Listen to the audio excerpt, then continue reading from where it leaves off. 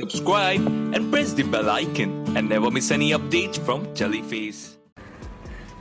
तुम्हें मेरे घर आना होगा, पांचवा हाउस, लेकिन इस बार उस घर की बहू बनकर नहीं, बल्कि परी बन के, गुरप्रीत आंटी की बेटी परी बन के। गुरप्रीत आंटी को यकीन दिलाना है कि तुम ही परी हो, तुम जिंदा हो, तुम मरी नहीं, तुम वापस आ गई हो। You know what?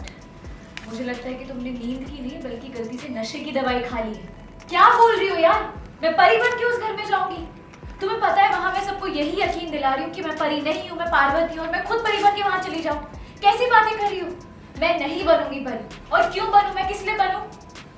वो कुछ पेपर्स हैं जिस पर मुझे गुरप्रीत आंटी के साइन चाहिए। एक बार वो साइन हो गई ना तो तुम ये नाटक खत्म कर देना।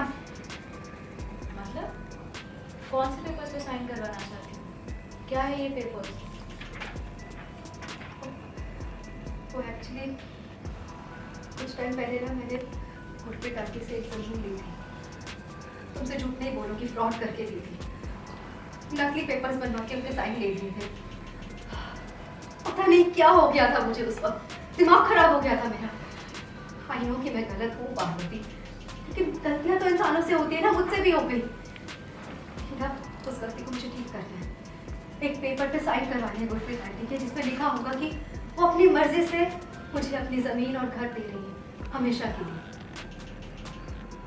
तो इसमें मैं क्या कर सकती हूँ? पहले जैसे साइन करवाए थे अभी भी वैसे ही साइन करवा दूँ।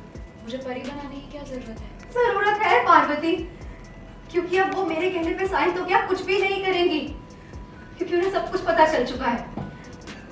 उस वक्त तो वो मुझ पर भरोसा करती थी और परी के जाने की वजह से उनकी हालत भी ठीक नहीं थी, इसलिए मैंने साइन करवा लिए धोखे से।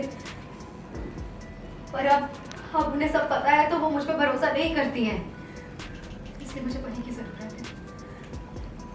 और परी कहेगी ना तो वो किसी भी पेपर पर कभी भी साइन करने के लिए रेडी हो जाएगी। I know how. इसलिए मैं तुम्हें उनके सामने परी बनाकर लेके जाना चाहती हूँ।